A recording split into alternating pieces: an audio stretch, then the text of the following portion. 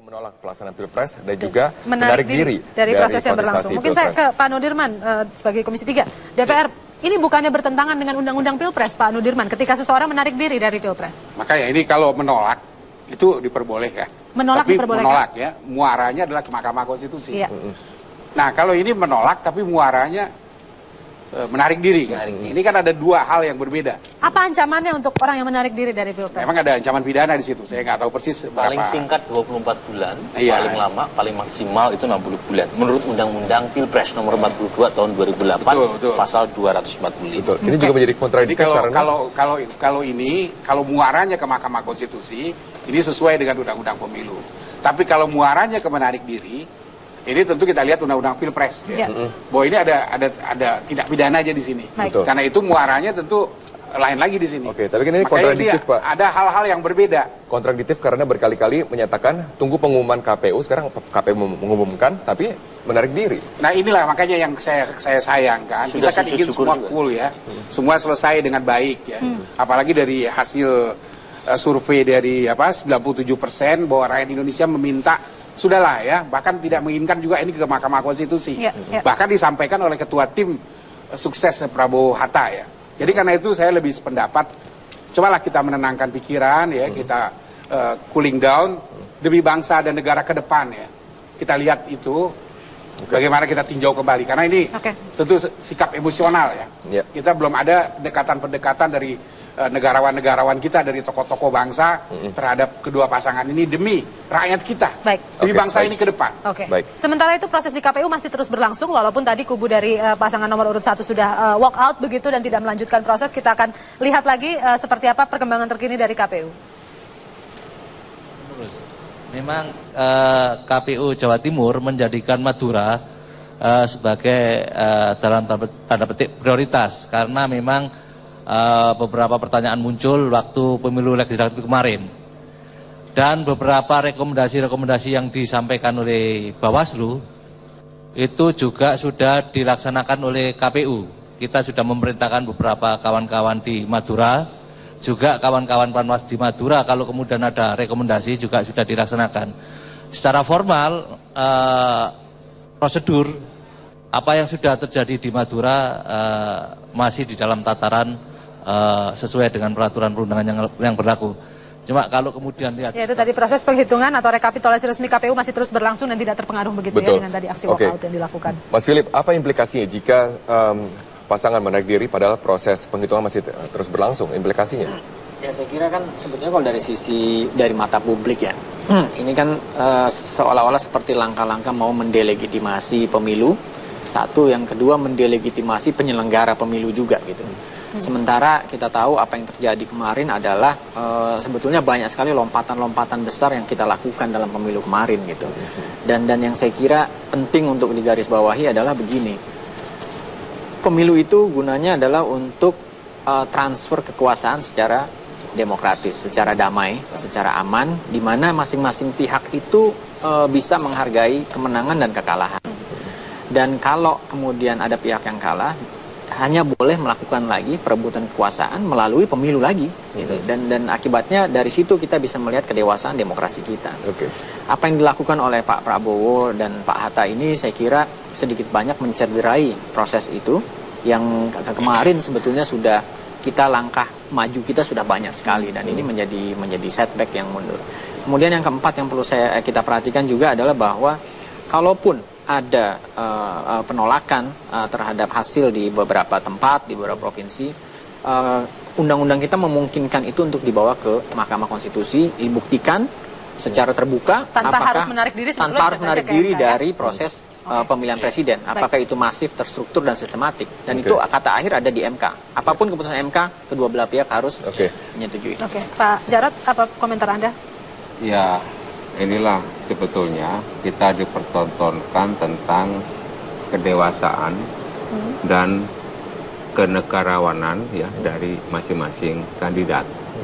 Oleh sebab itu pilihan yang sudah diambil dan kami menghargai ya, tapi kami juga minta serahkan aja ini pada proses peraturan perundang-undangan yang berlaku, pada proses hukum yang berlaku ya.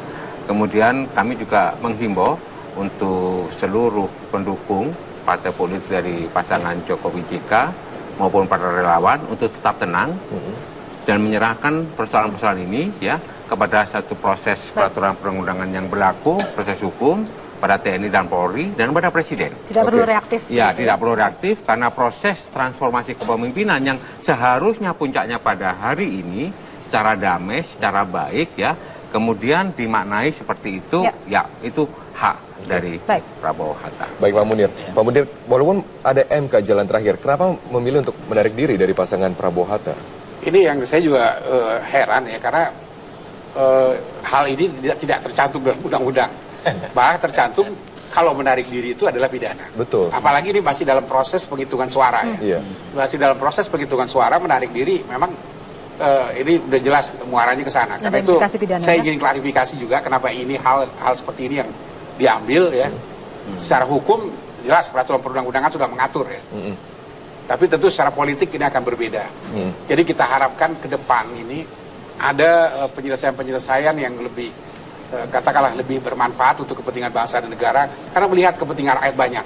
Jadi kalau ini hanya untuk kepentingan kelompok atau kepentingan golongan, ini tentu akan berbahaya bagi kepentingan bangsa dan negara ke depan.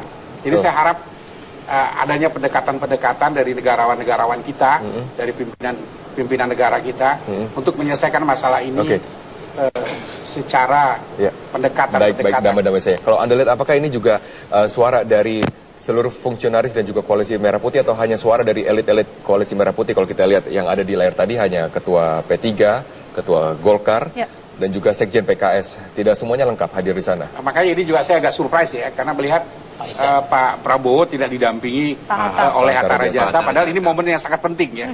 Seharusnya ini Pak Hatta Rajasa ada, sehingga juga kita bisa lihat ada soliditas di sini.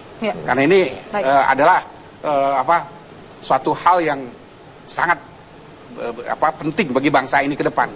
Dengan tidak hadirnya Hatta Rajasa ini menimbulkan the big question mark ya. Pertanyaan besar, ada apa ini semua? Baik, Mas Burhan. Sebenarnya bukan hanya Pak Hatta yang tidak hadir ya. Pak Mahfud MD sebagai ketua tim Kamnas Prabowo Hatta juga tidak hadir. Pak Amin Rais juga tidak hadir. Jadi sepertinya keputusan untuk menarik diri dari proses pemilu yang disampaikan oleh Pak Prabowo itu tidak mendapatkan dukungan bulat dari internal partai maupun elit pendukung Prabowo Hatta. Itu yang pertama. Yang kedua, saya terus terang sedih ya. Sedih sekali mendengar pidato seorang Prabowo yang menurut saya itu seperti mempermalukan dirinya sendiri. Jadi pidato tadi sedang menampakkan dengan kasat mata bahwa seorang Prabowo alih-alih menjadi negarawan yang baik, tapi dia justru menurunkan derajatnya pada titik yang rendah. Karena dalam demokrasi bukan hanya pemenang yang baik yang kita butuhkan, tapi pecundang yang baik pula. Nah, kita menunggu orang termasuk Pak Prabowo dan kawan-kawan di sekelilingnya untuk lebih menitik beratkan pada rakyat gitu ya secara banyak. Kalau misalnya ada gugatan terkait dengan kecurangan, terkait dengan pelaksanaan pemilu yang tidak baik, bawa ke MK. Jadi jangan bermain politik, bermainlah secara hukum dengan menyelesaikan dan mengumpulkan data-data yang dianggap merugikan seorang Prabowo ke jalur yang benar. Masih akan lanjutkan sesaat lagi, kita jeda dulu sejenak. Pemirsa tetaplah bersama kami, live event Presiden Pilihan Kita segera kembali. Anda kembali menyaksikan live event, langsung saya ke Mas Philip. Mas Philip, jika sekarang penghitungan suara tidak dihadiri oleh salah satu saksi dari pasangan, apakah sah hasilnya sampai dengan rekapitulasi semuanya tingkat nasional? Saya kira sah juga. Cuma persoalannya adalah ini kan menimbulkan polemik politik yang nggak perlu sebetulnya. Karena mekanismenya sudah disediakan bagi pihak-pihak yang keberatan dengan hasil pemilu gitu. Sepanjang dia bisa membuktikan gitu. Dan sebelum ini Pak Prabowo berkali-kali juga bilang ke media massa, ke publik bahwa dia akan menempuh jalur-jalur konstitusional terkait dengan soal pemilu. Kalau ada hal-hal yang menurut dia merugikan pasangan Prabowo Hatta gitu. Dan saya kira ini yang akan membuat polemik yang tidak perlu di tengah masyarakat. Yang membuat bingung adalah pada saat hasil suara di provinsi kalah tidak ditandatangan, tapi hasil suara provinsi yang dimenangi misalnya Maluku Utara juga tidak ditandatangan, Pak Jarod ya? Betul. Saya juga mau pertanyakan, kalau itu dikatakan bahwa Pilpres ini bermasalah, tidak demokratis, ya, itu dari hasil pantauan kami, saksi dari tim Prabowo Hatta di tingkat PPS itu tanda tangan. di tingkat PPK tanda tangan, termasuk di DKI, ya, di tingkat kabupaten kota tanda tangan juga mereka. Tapi sebagian besar memang di tingkat provinsi tidak mau tanda tangan, dan ini diikuti dengan di tingkat KPU pusat tidak tanda tangan. Padahal proses ini berjalan terus. Mereka tanda tangan berjalan terus.